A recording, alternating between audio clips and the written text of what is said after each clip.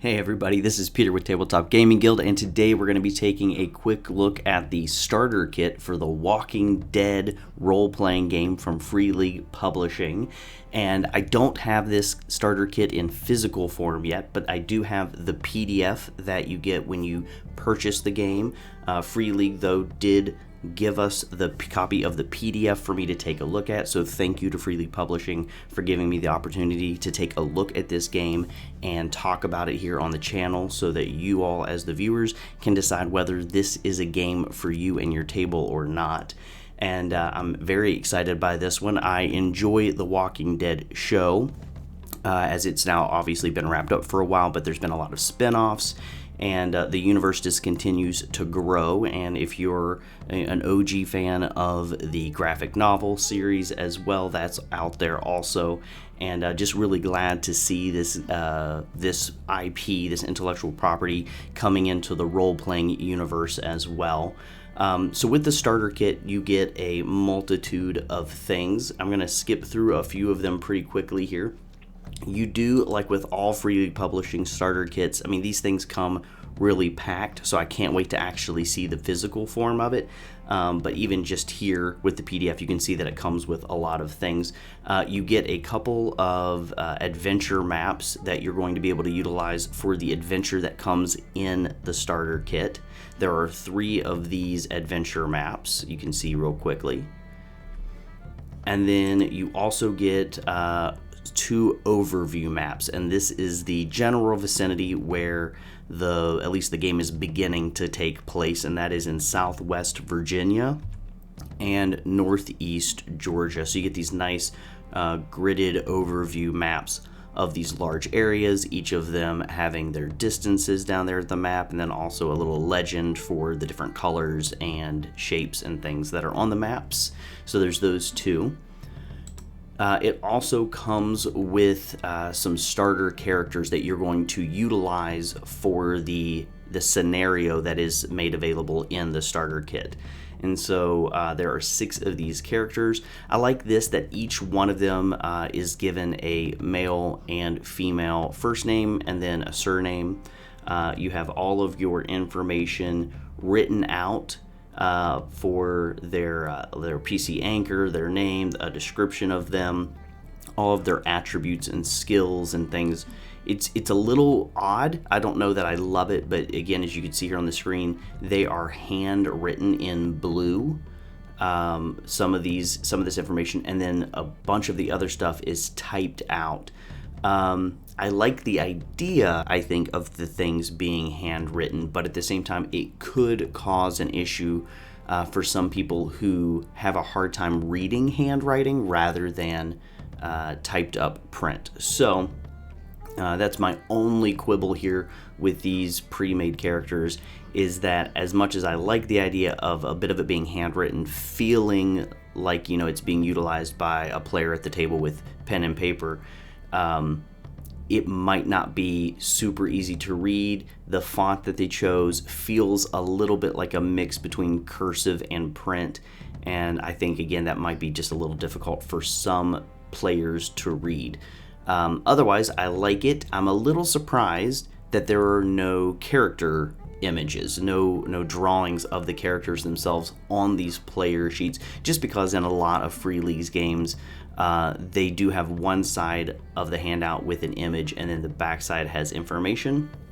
So that, is a stylistic choice, I'm sure, by Free League to not include player character images, but I do miss those a little bit here. Now, that being said, the kit also comes with some handouts for 4 of the characters from the actual shows and graphic novel. We have Carol, and we have Glenn, we have Michonne, and we have Gabriel. These are the 4 characters straight from the graphic novels and show. The images obviously are reflecting images of the characters from the show, not the graphic novels, because these look like the actors who played these characters. Of these, I am most interested in Carol, Glenn, and Michonne. Gabriel would not have probably been my choice. I think a lot of people are going to wonder why Rick isn't there, but that is still the ones that they chose to go with. Same thing here, though. We have an image of the character, and then on the other side we have a little bit of the handwritten notes. Again, probably wouldn't have been my choice, but I understand what they were going for there. So now that we've looked at those 4 aspects of the starter kit, we will also see that the kit comes with a survival mode scenario, and we'll talk a little bit more about what survival mode scenario means. But this is a short kind of one-shot that you're going to run for your table. Just like with most other adventure modules that you're given a background about the characters and the story that's happening here. You're given a nice starting scene to set things up, and then you're given a few locations, again with these same maps. These ones, though, are for the GM to see. They're numbered with all the different locations, and then you get to see each of those locations and the people who are going to be there, the events that can take place. And there are a couple of different locations available in this game. So you can see we just scrolled through it real fast there, real short. It's only 16 pages, and that will take you through the survival mode scenario of the Wolves' Den. And if you, again, have watched the show or read the graphic novels, you might recognize the Wolves as being a set of NPCs, a set of bad guys that the player characters or the characters from the show went up against in one of the seasons, 1 or 2 of the seasons, I think. So that is the survival mode scenario that they've made available. I've read through it. It's got a really nice hook to it. It's going to be interesting to see what it's like when I run it. I do have a plan to run it here in just a couple of months. I'm going to run it at my job as part of our game day there at the library, so I'm really looking forward to doing that. And then, of course, what we've all come here to see, just a quick breakdown of the rules for the game itself.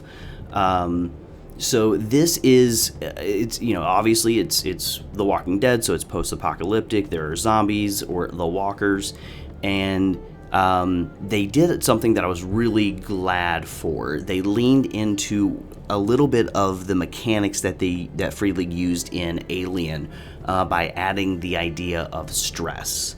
And the same thing happened in the Alien game, where your characters are rolling a number of base dice, 6-sided dice. But as they see these horrific events and things, they do start to add d6s that are stress dice. And it gives you the ability, it gives you the idea that, as you stress, you become heightened, you become aware, you become overloaded.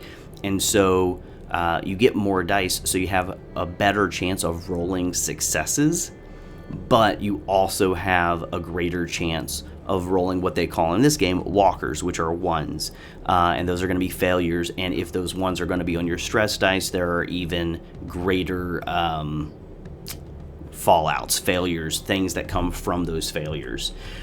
So excited by that. That was probably the one thing that I was hoping that Free League would pull into this game specifically, because I felt like it really fit thematically. And the other thing that they did here was that they went ahead and decided to go with a couple of different game modes. And so here on page 5 of the starter set rules, you will see game modes, and it's the same thing that they did as well in Alien, which is the idea of a survival mode or a campaign mode. And in campaign mode, there's no predetermined story. The GM can come up with things, and I'm assuming at some point Free League will release some campaign book. So for a little bit of a longer scenario happening there. But they also leaned into this survival mode, and that is where death is highly likely for the player characters, and you're just trying to see if you can survive this one shot. Now in Alien, you expect by the end of the game pretty much everyone's probably going to be dead, and the idea was that you were just playing your way through one of the Alien films, which if you've watched those, a lot of people die.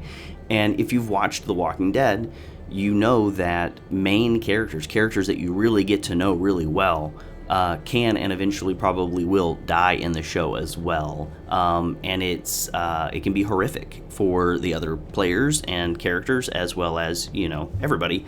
So I'm glad that they decided to do this with this game as well. So like we saw here, we have the Wolves Den, which is a survival mode scenario, and I would expect that Free League will probably fairly regularly be releasing survival mode scenarios, as well as with the fan base of Free League. People will be creating their own survival mode scenarios and make those available online as well. So really excited to see that, and again, really excited to run the game itself, that survival mode scenario of the Wolves Den.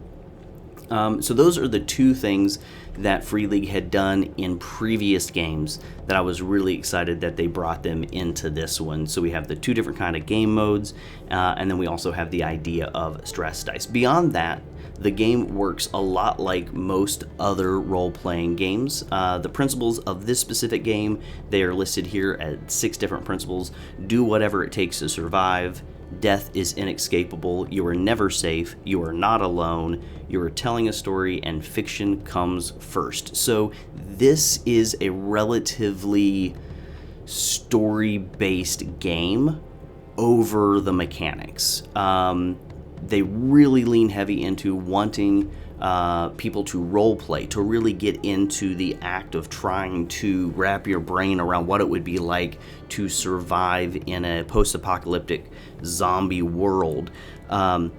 And so the mechanics are fairly light in this game, which I think is going to be really good. I think it's going to lean towards players who like to play games with a heavy role play scenario. I know not everybody is really into role playing, but I also think this is the right story for that. This is the right genre for that kind of play. As with all games, our player characters are broken down into some attributes. We have strength, agility, wits, and empathy. There's also a set of skills that are going to tie to those. We have close combat, endure, force, mobility, ranged combat, stealth, scout, survival, tech, leadership, manipulation, and medicine. Health points in this game, showing the lethality of the game itself. You only have 3 health in the game. You're gonna either have all 3 health, which means you're unharmed. If you are down by 1, you're bruised. If you're down to 1 health left, you're battered. And if you hit 0, you become broken. And then there is a chance of becoming shattered and then also dying. You're going to be making your skill test, which are rolling your base set of D6s, which is going to be your ability and the skill that fits that ability for the test that you're trying to make, and you're looking to roll 6s. Most of the time, a single 6 is going to be enough to succeed. If you have multiple 6s, then you might be able to add on top of that, depending on what it is you're trying to do, what action you're trying to take. Some of the actions, I really like it. You have the ability to actually give some of your successes to other players who are also trying the same thing, which I think is really cool. That was kind of I felt like a newer mechanic. I don't remember Free League doing that in previous games. And then obviously if you fail a test, if you fail to roll any 6s, or maybe you roll some walkers, then there are going to be outcomes there. Pushing the roll is something that Free League does a lot, which is you've tried the test once, you decide to roll it again.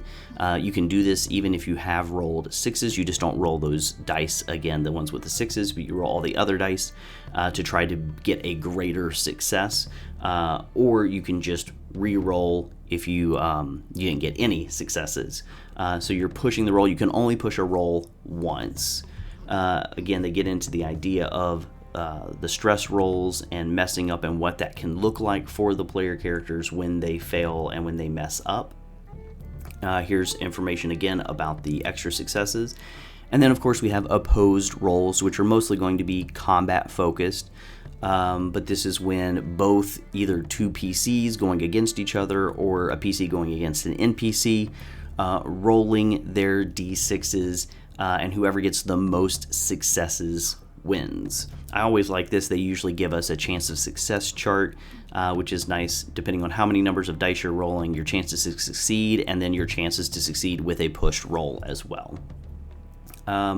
But yeah, tons of great things. You can get bonuses from your gear. Whenever you get a bonus, if it says like a +1 or a +2, that just means that you're rolling that many more d6s. You're not adding that number to anything because you're not adding up your numbers from your rolls. You're just looking for a 6 to succeed. So if you get a bonus to your roll, +1, +2, you're adding a 1 or 2 more d6s to your dice pool. We have a list of all the skills and again how they're utilized. This list of skills is important to focus on because it does show you in the description of the skill what you can do if you roll more successes than required. So in a quick example here on close combat, by rolling more successes than required, you may increase the damage by 1 for each extra success. And then, yeah, endure is in some situations you may transfer any extra successes to other PCs or NPCs in the same situation. So again, I think that is a really cool addition. Now in the fights, we talk about the possibility of duels where you're fighting a single individual. And then they also get into brawls where you're fighting multiple individuals, a bigger all-out combat but with everybody involved. And then they do get into talking about, obviously, fighting walkers. And when you do that, you're going to take probably some damage as you fight.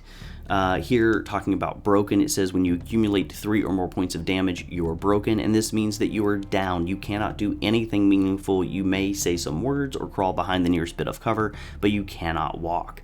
As soon as a character becomes broken, they take 1 stress, and they must roll on the table for critical injuries.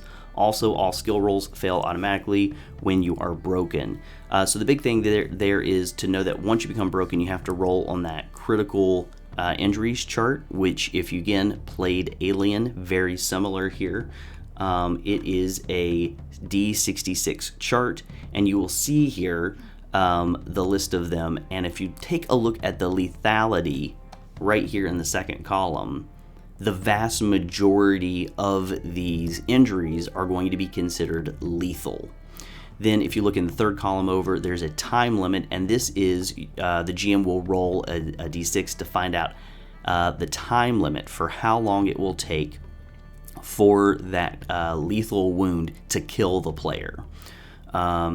This penalty chart is going to column is talking about the -2, -3. That's how many d6s you will lose to base dice as long as you are alive and still critically injured.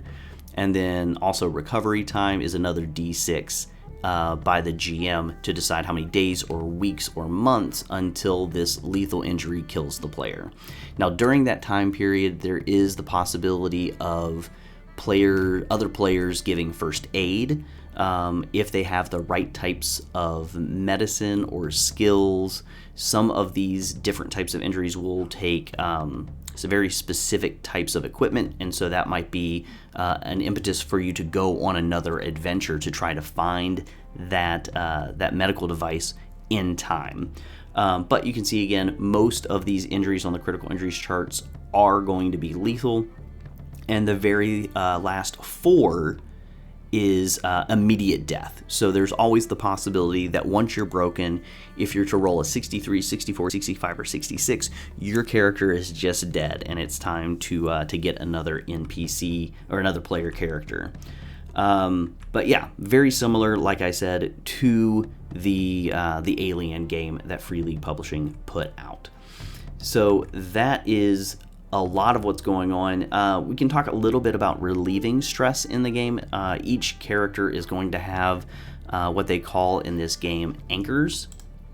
And I'm going to skip to that real fast here. It says the pre-made PCs in the box all have named persons as their anchor.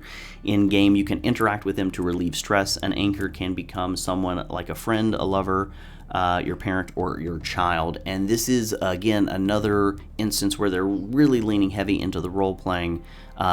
They want the GM to see the players interacting with their anchors, talking about the things that they've just gone through that have stressed them out, that have pushed them to their limit. And if they do that, then that can relieve stress, removing some of those stress dice from their pool when they're rolling for their actions. So lots of cool things happening here. I'm really excited by this game. They do get into a few more things here, talking about hazards that the players might run into, gear that the players will be utilizing. There is an encumbrance system in this game where you have a set number of slots depending on your strength, and then how many the items can be small or they can be medium sized, and they might not take up as many slots. But that is their encumbrance system, and they use something very similar to this, I believe Free League did in some of their other more survival based games like Forbidden Lands. And then there's information obviously about fighting the dead. There is information here about threat level, which is going to go from 0 to 6, and as that threat level increases, the greater chance of more of the dead showing up during the game. And it's up to the GM to focus on what is happening in the game, what are the players trying to do, and then increasing or decreasing the threat level as appropriate. We can see here that swarm sizes can get bigger and bigger, and obviously that causes the threat level to go up even higher. But that's most of everything I wanted to get into here in the game. We went over a little bit of information about all of the additional things that are here in the starter kit, and we can see here that the rule book itself in the starter kit is only 38 pages long, so very consumable, very easy to read through. And so if you're thinking about getting into the Walking Dead role-playing game, I would highly recommend going ahead and picking this up, because it comes with a very easy and quick read rule set. It gives you a scenario to go ahead and run for your players, which again is also not very long. So if you want to get this game to the table quickly, I feel like that is very doable with this starter set. Yeah, and I'm very excited, again, like I said, to see this world come to role-playing games. Always excited to see Free League Publishing get the rights to some of the intellectual properties that I really enjoy, because I think they make fantastic games. But everybody, thank you for watching the video. I hoped this helped you to understand what you would be getting if you decide to pick up the starter set for the Walking Dead universe role-playing game. If it did, go ahead and give a like to the video, maybe subscribe to the channel. Let us know what you're liking about the things that we're doing, constantly putting out videos, unboxings of board games and role-playing games. And yeah, thank you for watching, everybody. Head on over to freeleaguepublishing.com to check out this game and all the other wonderful games they're putting out. And you can head over to tabletopgamingguild.com as well to learn a little bit more about us. But until we talk again, everybody, keep on playing games.